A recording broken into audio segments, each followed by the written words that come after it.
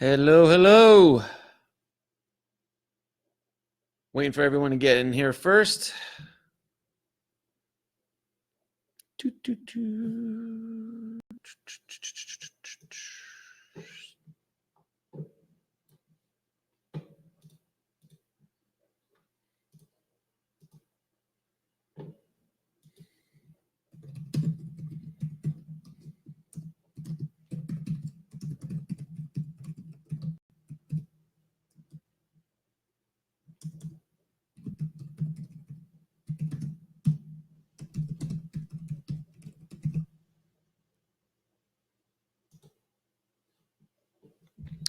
Hello, whoever's here, shout out. Let's get the ball rolling, guys.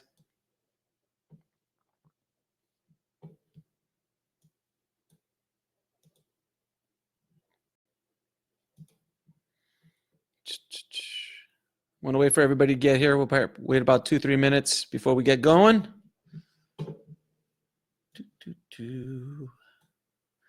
Hope everyone had a good weekend. What's up, Aaron? How are you doing? Hi, Linda. How are you? I bet you've been busy.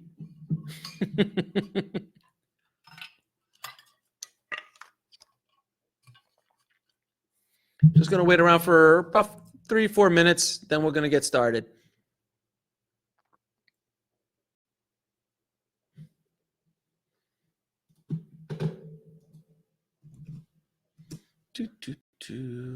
Hey, David. Thanks for joining us, sir. Hope this will help everybody on their journey. Steven, how are you, sir? I'm sure you have, Linda. I'm sure you have been extremely busy. I'm sure you're getting a lot of people coming in asking you to see what you can do for them.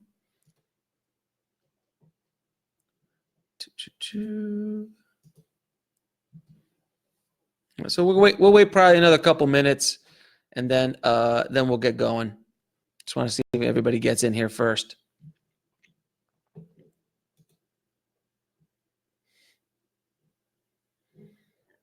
Hey, Jeff, nice to see you.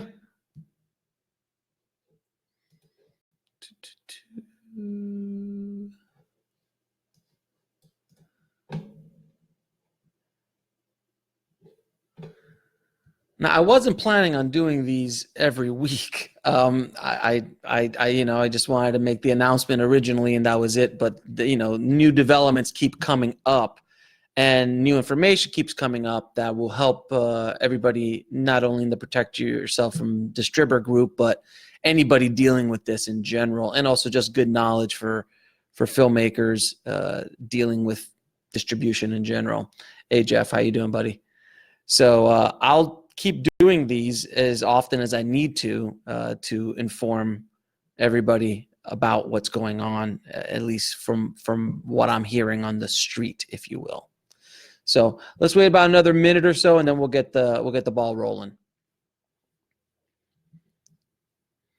By the way, Stephen, I'm going to talk about your insane article you wrote. So thank you very, very much for doing that. We will talk about that later in the broadcast. But thank you for putting in the insane work that you do. Only the way you can do it, sir.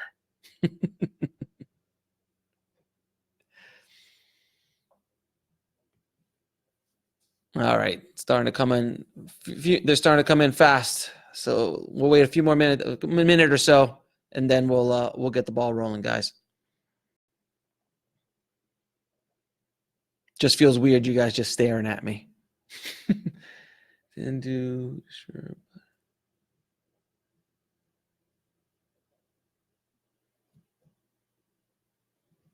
I appreciate that, Jeff. A lot of information that we're going to talk about here will hopefully help, even if you're in other situations and maybe possible scenarios with other companies in the future. So hopefully this will help you out as well. And Stephen, insane good, man. Insane good. You are insane. You're a maniac. There's nobody else that does what you do on the planet. So you're remarkable. You do something that I can't.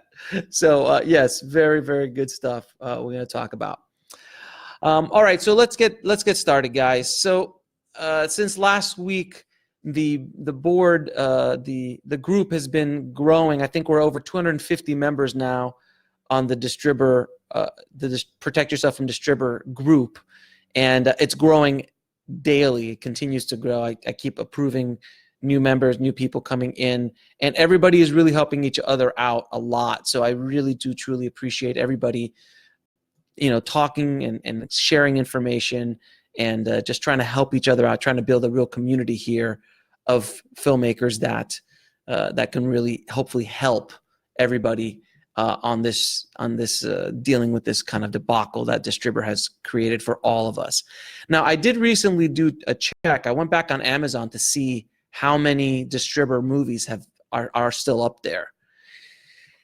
And the number hasn't changed. Even though I know certain movies have been pulled off, including my own, don't know what that means in the Amazon world. So that's something we're gonna look into.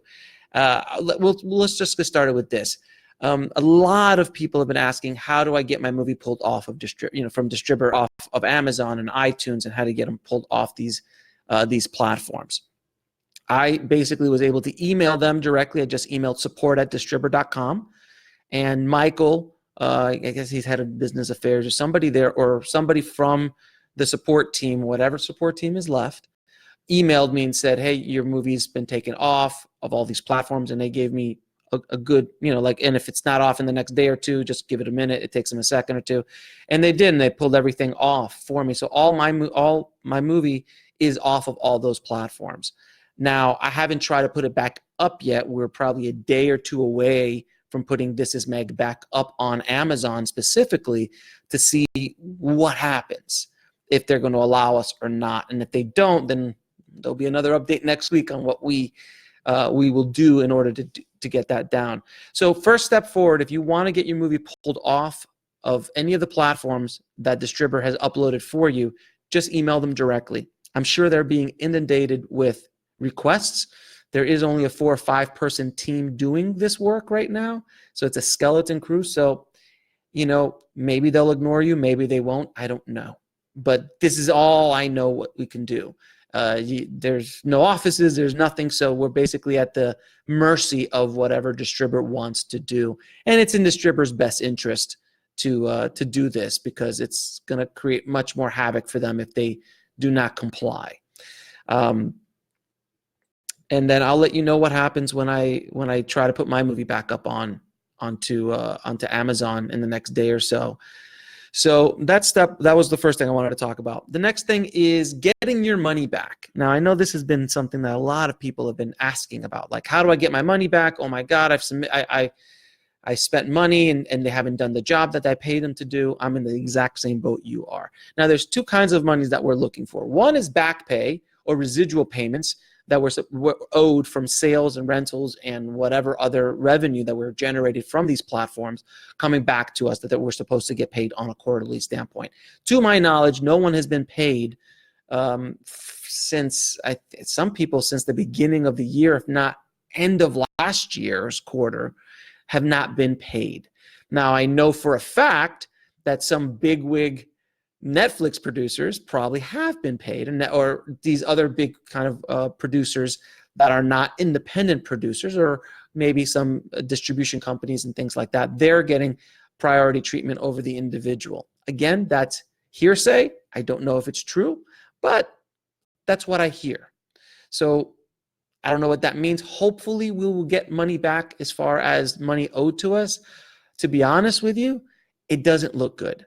And I don't want you guys to hold on to hope that this is that you're going to get, if you're owed 20, 30, 40, 50 grand, that a check's going to magically come in. It might. I really do hope it does, because I'm owed money as well. But the way things are looking, I don't know. And it doesn't look good. If I'm a betting man, I'm saying we're probably not going to get that money back. And I'm sorry to be the bearer of bad news. Don't shoot the messenger. But that's probably the direction it's going. Again, I hope it's not. Now, the second kind of money that you can get back is money that you paid for a service and did not get that service. I'm going to give you 2 ways to get your money back, and they've been fairly successful. So the first way is if you paid with a credit card, which most of you probably paid with a credit card to submit your films to Distribber, if it's within the last 120 days, 90 to 120 days, it all depends on your credit card company, you can call up that credit card company and file a dispute with them. Credit card companies are very open to this. They will help you, and you have to explain the situation to them that you paid for a service, that service was not performed, and that you would like your money back. And you can, and because of all of the just mountains of proof that this is the case, you could send them to this URL. You could send them to this URL for the Facebook group, my podcast. Multiple articles have now been written on the subject. There's plenty of public proof out there that this company is not doing what it says they were going to do. Also, I personally got an email saying, sorry, you probably got to go somewhere else. And the company that's going to be dealing with all of our money, paying back people, is Glass Ratner.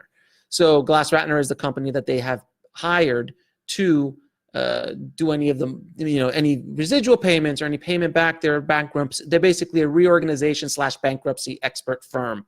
So that's who you can refer to your credit card companies to them. But generally the way it works is the credit card company will refer to their bank. And if they do not get a response, the money will just go back to you. And that has happened multiple times. And already, from my understanding, I've already gone down this path. So it is, they basically are fraudulent in the sense that they took your money, they're not refunding your money, and they have yet to do any of the work that they promised you were supposed to do. Second way you can get your money back is from PayPal. If you used PayPal to purchase their services, and thank you for Eduardo Castrillo, because he's the one that brought this to everyone's attention in the group. If you can't get a hold, if PayPal cannot get a hold of Go Digital, they will resolve the case in your favor, and if not, they will try to work a way anyway, try to work a way to get it back to you anyway, because their company is not responsive. So if they're not responsive, or they cannot, if they're being hit with 200 disputes about payments due, chances are they're going to start going, wait a minute, there's something going on here. We should probably look into this. And chances are they're going to be able to return the money back to you. Eduardo actually got his money back right away. He had 3 payments totaling around $1,000. And according to his post, he got that money back. And he did post an email that he got from PayPal stating that the money has been returned to them because they cannot get a hold of Go Digital. So sometimes radio silence is a good thing. Not all the times, but this is one of those moments. Now, the other part is, I know a lot of you out there have already paid for the services, and they actually did the services, meaning that they put those movies up for you. But you could say that, I know a couple of instances, I know Rich, a member of the group, he didn't want them to do it, but then they hurried and jammed it up on Google, even though after he said don't do it, and then after he said don't do it, they did it up anyway because they need to keep some sort of money inside of their coffers to pay the companies that are helping them reorganize or so on, or whatever they're spending their money on. So I would still go towards, talk to your credit card company, talk to PayPal, explain the situation with them, tell them, look, I did not authorize them to do this.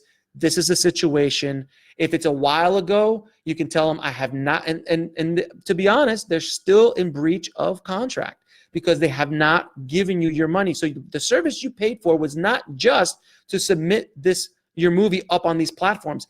The totality of that service is for you to get money back and you to get paid back the money that you're owed for rentals, sales, and subscriptions, any kind of revenue that you generate from their service. So they're still in breach. So as long as this is within 120 days or 6 months in PayPal's case, you should be able to at least dispute it. Now, with that said, could you try to call your credit card company up a year later and say, look, this is a situation? Why not?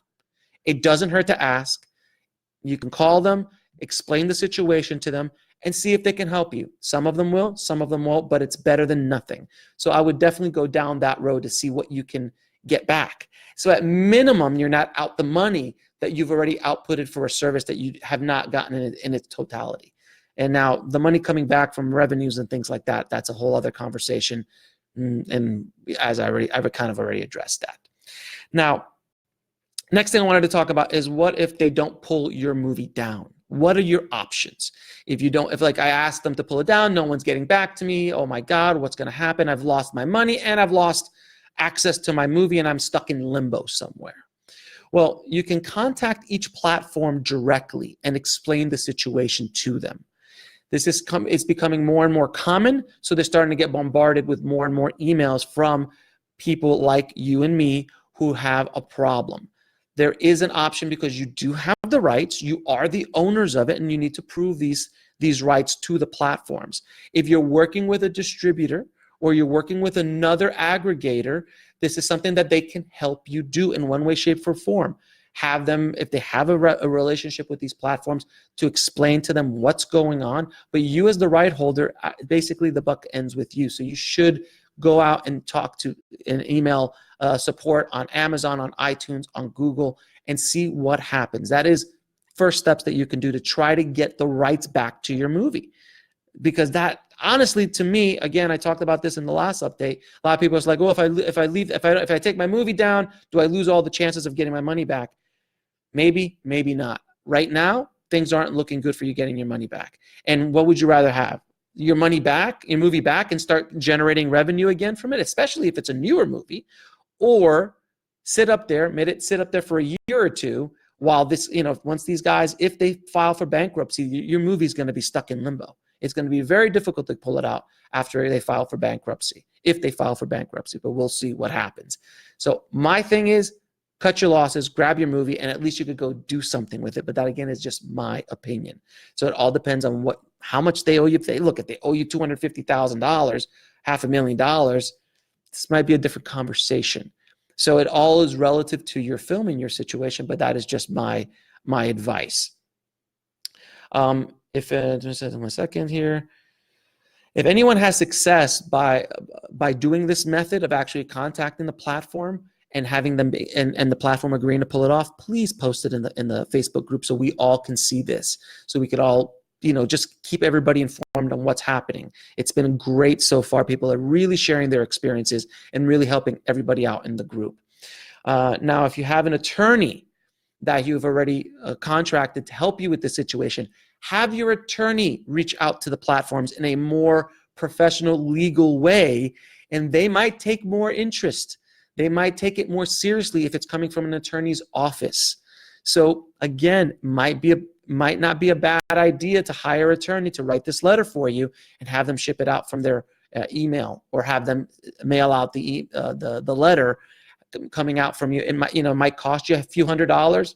Might be a great investment, a good ROI on your money. So that's just just another option, another opinion. Maybe it'll work, maybe it won't. Who knows? But I'm just trying to throw ideas out here for everybody to kind of use. Now, I want to thank Niles Taylor and Christina Jolet in the group, because they're the ones that kind of did the homework and did the research about Go Digital Media Group versus Go Digital. Now, they are not the same company, so there has been a lot of confusion about who they are. People have been contacting Go Digital Media directly. Go Digital Media does not have anything specific to do with Go Digital or Distribber. They actually sued Go Digital. Go Digital Media sued Go Digital, and they settled out of court conveniently June of 2019. The wheel started to come off the wagon shortly thereafter. So don't know what that settlement was. Don't know if that was the final nail in the coffin that really threw everything out of whack at Distribber. I don't know. I don't have accounting in front of me. But that is something that you should know. So there's no reason to contact Go Digital Media at this point. It has now been established that they are not part of this situation, nor have they even I think they even had anything to do with them since 2012, basically. So at this point, go digital themselves are the people that, if you can't find them online, if you can find the CEOs or the board of directors or anything like that, reach out, see if they can do anything for you. Now, a lot of also people have been asking, Alex, what is a good option? Let's say I get my movie back. Where do I go? What do I do? People are asking about Vimeo Pro. Now, I'm going to give you the pros and cons of going up to Vimeo Pro by itself. Now, Vimeo Pro, for those of you who don't know, you can submit your film. They used to be VHX, and Vimeo bought them, VHX.TV, where you can actually upload your movie and send traffic to that place, and you can rent. I think you can rent it, sell it, and I'm not sure about a subscription. I don't think they do subscriptions, but I know you can rent it and buy it there. So you can drive traffic there. Now, the big thing is that with Vimeo Pro, if you do not have a marketing strategy, if you do not have an audience, if you don't know how to drive traffic to this, it's kind of a waste. Because if you can't drive traffic to that place, to that link, and also have an audience that's comfortable enough to put in a credit card company with a company that is not very well known outside of the business. It's not Amazon, it's not iTunes. So a lot of people are hesitant to pay with their credit card on Vimeo Pro. That's my experience. It depends on your audience. It depends what kind of movie you're dealing with. So if it's a younger demographic, it's probably not a problem. If it's an older demographic, it might be, that might be a good option for you. So Vimeo Pro has its pros and cons. I've had my movies up on Vimeo Pro as well. You're not going to find, like, just by putting it up there, you're not going to be found. You're not going to just start getting massive sales just because you're up on Vimeo as a platform. It doesn't kind of work that way. Even if if Vimeo staff picks you, that probably will give you a nice boost, but generally speaking, it's not going to generate a lot of revenue. So Vimeo is something that you've got. It's just a platform. It's just a place where you can put things where you can drive traffic to. But that's basically what Vimeo is.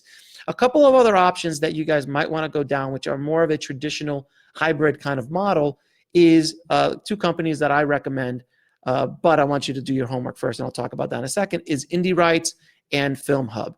Indie Rights, Linda and Michael have done very well over the years. They've been around for a long time. You can contact any of their filmmakers that they have worked with, and they're very transparent. And if it gives you any sense of security, I have my movies with them as well. So This Is Meg and my new film On the Corner of Ego and Desire have both gone with Indie Rights. So if I feel very strongly about it, I've done my research, I've done my homework on them, and they've been around for a long, long time doing this, and they really do care, and they are very transparent. Again, any recommendations I make moving forward, you need to do your homework. You need to call filmmakers who have worked with them and do your due diligence. See, are they paying on time? What are they doing for them? Are the reports coming in? What platforms do they do? Just ask every single question you can about whatever recommendations anyone gives you moving forward. This is my opinion and my opinion only, but it's something that it's a good starting point for you to do your own homework and your own research. And Linda and Michael, the first to tell you, talk to any one of our filmmakers. It is not just the 5 or 6 that I'm going to send you, any one of them. They're that confident in it. Another company is Film Hub. Now, Film Hub has a really good deal as well. If you want to get up on the platforms, they are a wonderful way of doing it. They have an 80-20 split similar to Linda. And by the way, on Indie Rights, you can go to the website and download their contract and their agreement. It's up there for everybody to see. So that's how transparent they are, and you can see what they're doing, what they're not doing. So Film Hub is another option as well. Do your research. Figure out what they do. I've heard, I don't have a personal relationship with Film Hub, though I do know, I have spoken to the owners of Film Hub. They have spoken a little bit, and they've done some posting here in the group. They are an option. We are going to have the president of Film Hub on the show to talk about options of what filmmakers can do with their films, regardless if you use Film Hub or not in this situation. So that's coming up probably in the end of this week or early next week. I'll be releasing that podcast as soon as I do the interview to, again, just try to bring more resources to us in this Distribber debacle community that we've put together. So those are two options of traditional distributors that are good options, good returns, and they actually do pay. And they've been around for a while, a long, long while. So they have a good track record. Contact any of the filmmakers on both of those those companies and do your due diligence. Again, I can't stress that enough. Don't take my word for it. I want you to do your own due diligence. I want you to do your own research and figure it out for yourself to see if it's a good fit for your movie. They're not perfect fits for every movie. So you have to make sure it's a good fit for your specific movie and that it aligns with your goals for your movies. Okay. There's also been talk about other distributors, like Gravitas and things like that. I don't like publicly saying anything about other bigger distributors, but I've heard some good things about Gravitas. I've heard a lot of bad things about them.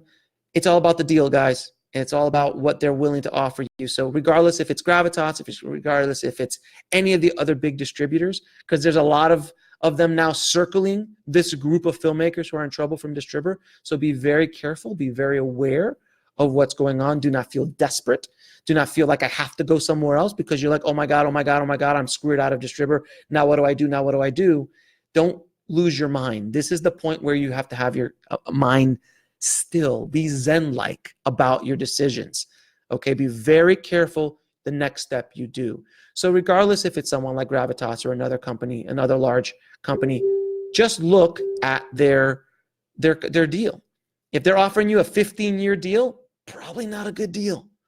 They're offering you a 10-year deal, probably not a good deal either. Depends on what they're talking about. What's the market cap? How much are they using on expenses? How many movies? The big question you should always ask yourself, how many movies are they releasing? If they're releasing 40 movies a month, that's more than a movie a day. Do you think they're going to have any attention to your movie? Look at these questions, guys. Look at these questions. There's a great article in the group about the questions to ask distributors. And it was a great article. It's in the group. It's pretty predominant, so you can take a look at it. It's something I would definitely highly recommend you reading. But I wanted to just touch this, and then I'll open it up to questions. Right now, the industry is in such a flux about what's making money, what's not. There is an absolute decline in revenue for independent films. There's no question about it. The industry itself is just freaking out and doesn't know what to do. Everyone's just trying to throw as much mud up on the wall as they can to see what sticks. So that is why you get these kind of predatory deals, because they're like, well, we need 15 years to figure out if we're ever going to make any money with it. And these are the quote unquote professionals. So you really got to look at a really clear plan of what you want to do with your film. And you have to know so much more than you used to. The days of just handing everything over to a distributor and praying that they're going to send you a check are gone. They should never have been here in the first place. Again, that's why I opened up Filmtrepreneur. Again, that's why I wrote my book, Rise of the Filmtrepreneur, to show you guys different ways of making revenue with your films. So just think about that moving forward, because it is a very strange time, and it's a glorious time to be a filmmaker in a strange time, because you can make films easier than you ever could in the past, cheaper than ever before. But making money with those movies has never been more difficult. It can happen, absolutely, but you've got to be much smarter and much more aware of the entire process. So be very, very careful moving forward with your project. And if you're just listening to this and you're just starting out on a new project, man, please, not to plug the book, man, but read my book. It really does help you set up an entire blueprint on how you can generate multiple revenue streams from your movie, not just dependent on traditional distributors. They are a part of it. They can be a part of it. They cannot be a part of it, but they're just one revenue stream from many that you can create for your films. So you have to start thinking more entrepreneurially moving forward. I do truly believe that is the future of independent filmmaking, is going to be the entrepreneurial filmmaker or the filmtrepreneur, because things are getting really rough out there, guys. And I promise you, it's not going to get any easier in the coming year with another 4 or 5 monster streaming services coming out. So just be very, very smart about how you move forward with your films. Now, and the last thing I want to say, and then I'll open it up to any questions, is my friend Stephen Follows, who is he's a madman. He's the film statistic guy. His website, and he does a lot of good work for filmmakers, really breaking down just immense amounts of data and really just looking at the numbers of this industry. And he did an incredible article, which I'm going to paste in the comments right now because it's so good, titled, What Movies Did Distribber Attract? What kind of movies did Distribber attract? Hold on a second. And what kind of movies did Distribber attract? And it was great. It's great. It really breaks down what kind of movies they had, their business model. When you see him break down their actual business model, it's insane that they were in business as long as they were. It's almost a pyramid scheme. It was insane what they were doing. Just the business model. A lot of people talked about that. I'm not calling it a pyramid scheme. I'm just throwing it out there as an example. But their numbers just didn't make any sense. It was a really interesting business model, to say the least.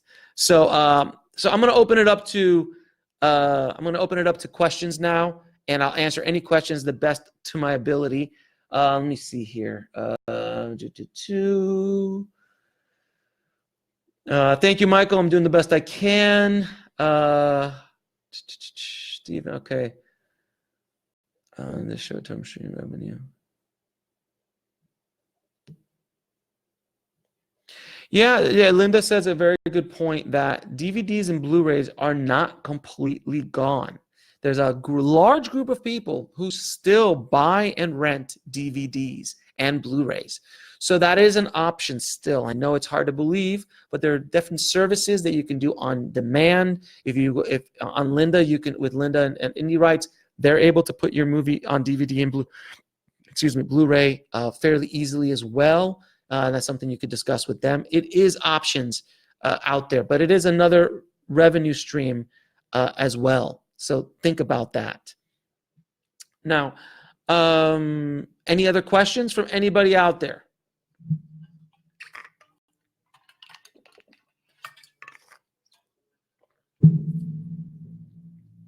Anyone?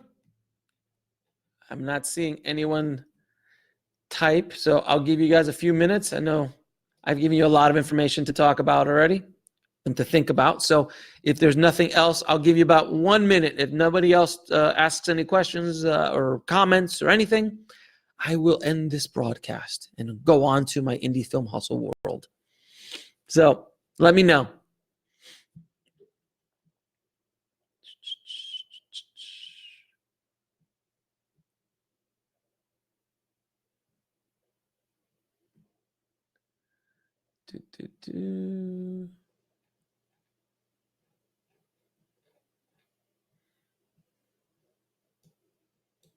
I always feel weird in these live broadcasts. If I'm not talking, you guys are just staring at me like, clicking around on a mouse. It's awkward. So, all right. Doesn't seem like anyone else has any questions. Hold on a second. Yeah, Linda, the big trades have not picked up this story yet. So I don't know what they're waiting for. We'll see. I know there's some rumblings over at a couple, at least one that I know of, that's thinking about doing the story and is working on a story. So we'll hear about that as it comes. But it's amazing to me that the Deadline and Variety, The Wrap, Hollywood Reporter, IndieWire, that these guys have not picked this up yet, because it is a massive story. We're talking about millions of dollars and thousands of filmmakers and,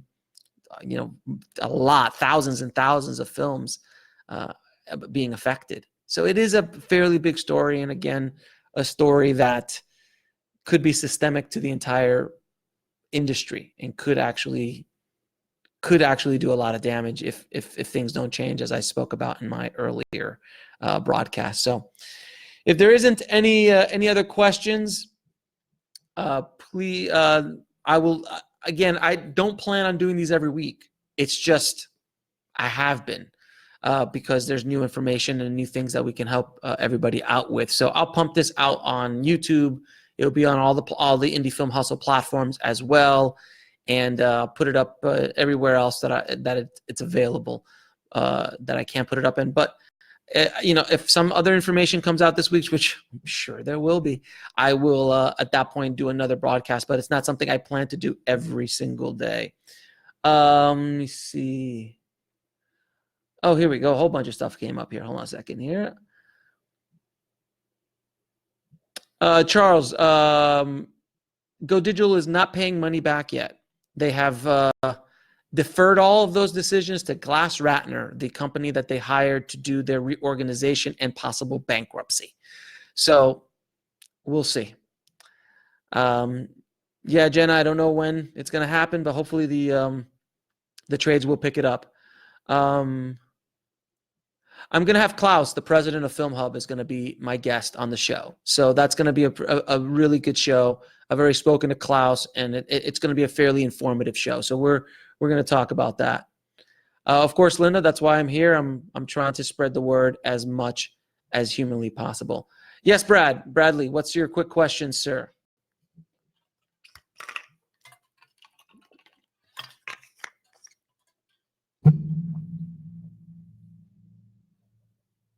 I think I get a little bit of a deferred. It takes a little time. Once you type the questions in, it's not live. It doesn't come into me that quickly. That's why I'm a little slow to respond. But Bradley, if you got a question, brother, hit it up. Let's see.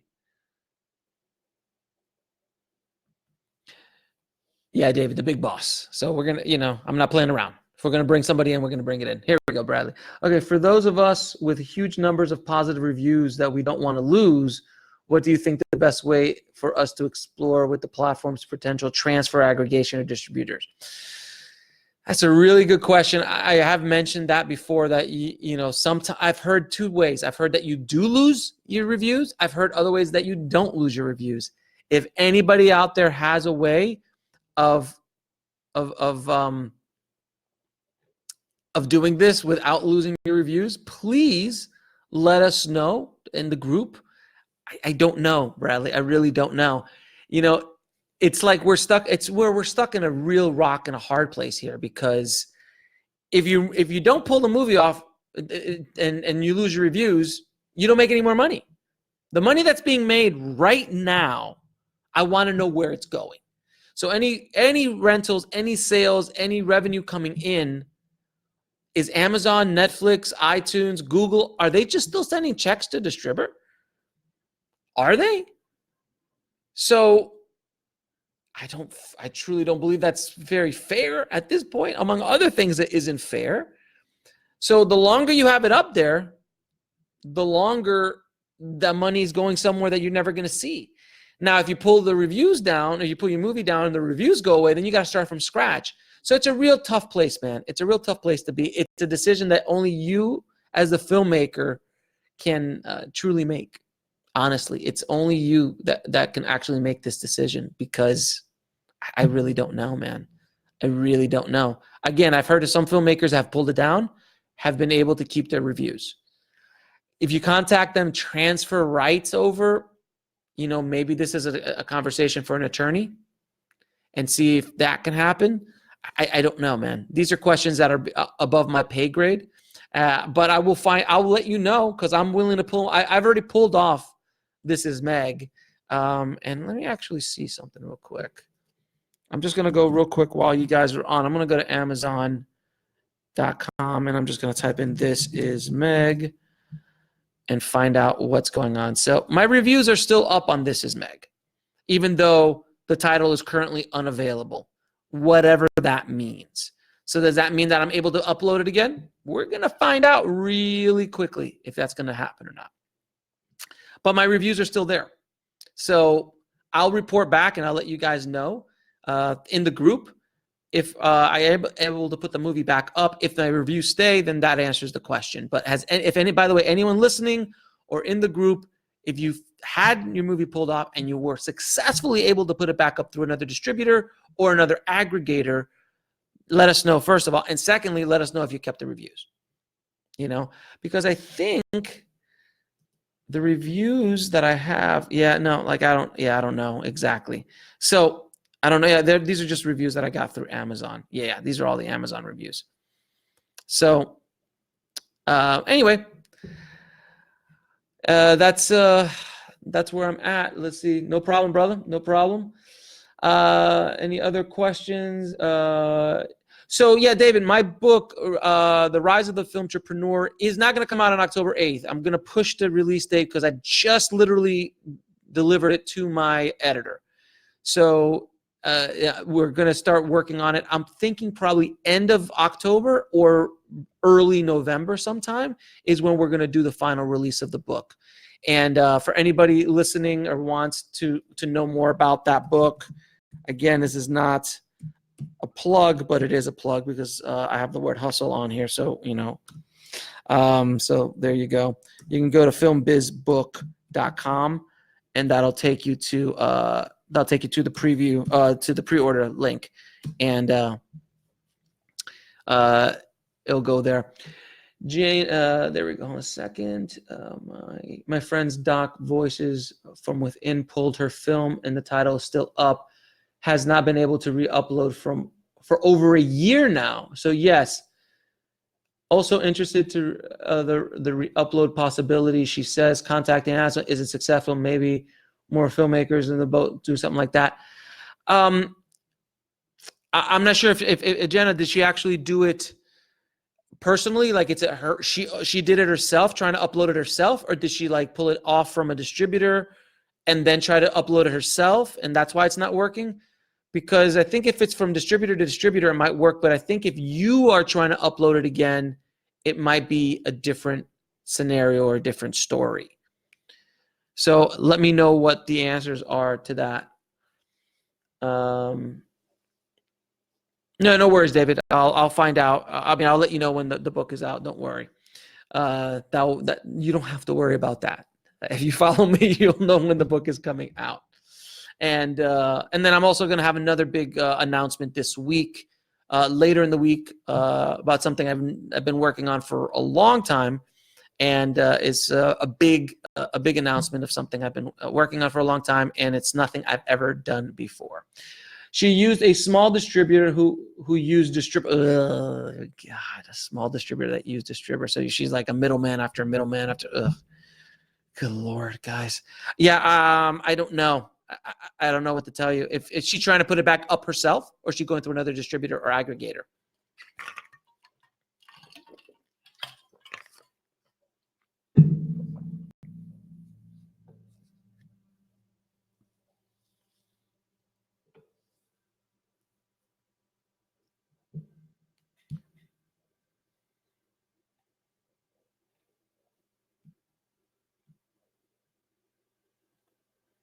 And guys, I pinned Steven's amazing article to the top of the comments, so you should be able to see it up there. Yeah, she's doing it herself. I think that might be where the problem lies. If it was uploaded by a distributor and then you try to overwrite that by you doing it yourself, I think that might be a problem. So she might need to go through another aggregator or another distributor to get that replaced. I think that might be where the hesitation is, because I think Amazon's going to lean in the direction of the distributor or aggregator more so than the individual just trying to upload the movie. It's a cluster F. It's a really rough situation for everybody, guys. So anyway, I'm going to put this up on all the platforms. If you guys want to see it again, or if you missed anything, you can look at the replay. And please, guys, share this with as many people as possible, as many filmmakers as possible, so people are aware of what's going on with Distribber and are aware of potential problems with working with aggregators, and a couple of nuggets I tossed in there about working with traditional distributors. So thank you guys for listening. I appreciate it, and I'll keep you up to date, and just stay here in this group. Oh, and one more thing, Linda. Lots of sales agents try to look like distributors, taking films away. Yeah, guys. Okay, I was just about leaving, Linda. Jesus, man. Now I got to talk about this. Sales agents. You know, a lot of sales agents out there, especially the more predatory sales agents out there, are talking filmmakers into giving them the rights to their movie, and then they literally just go over to Distribber or an aggregator and put it up on these platforms. So like you're adding like two middlemen to you to getting your movie up there. It's just be very wary of sales agents. I saw an agreement from a sales agent the other day, which was just so predatory. And I should talk about this more publicly in an official podcast, but I'll just say two things you should always look out for. One, if the sales agent is asking for the IP, the intellectual property of your movie for the term of the agreement, run away as fast as humanly possible. That's just creepy.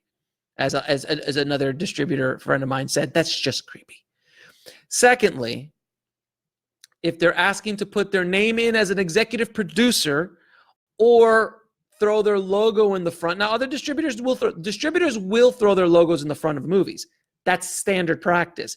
Sales agents who want to like pretend that they had anything to do with this movie by adding the executive producer credit and their logo, they're a sales agent. If they're doing that, you can first and foremost, you can see that their intentions are not to help you.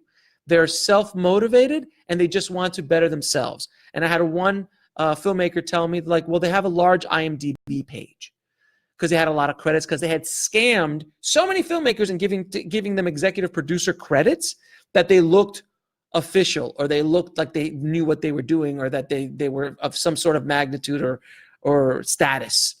It's BS. If you want IMDb credits, I can give them to you tomorrow. It's not hard to do. I've got 2 aliases that I use for my film credits because I purely cannot, I hate to see my name up there 1,000 times when I do my projects. I do so many jobs. So you can look them up. There are 2 of them. One of them is Mongo Wilder. So he has an IMDb credit, a page with multiple credits on it. And my other one is Jalapeno Humperdinck. I wanted to see how ridiculous I can make it sound. And I still got an IMDb page for them. Official. So you can look them up. They're there. And you'll notice that many of the projects they worked on are coincidentally projects I worked on. So don't be skewed by IMDb pages, okay? They can be manipulated a lot. So those are 2 big bad points of sales agents if you see a sales agent's deal like that. I know many producers, reps, and sales agents, foreign sales agents, who are good guys who are trying to help their filmmakers out. There's good people I had them on my show, like Glenn Reynolds from Circus Road.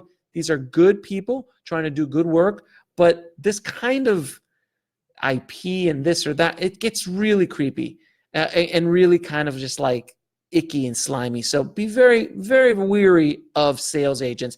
And I know there's been a lot of them circling this pool of filmmakers right now in this group.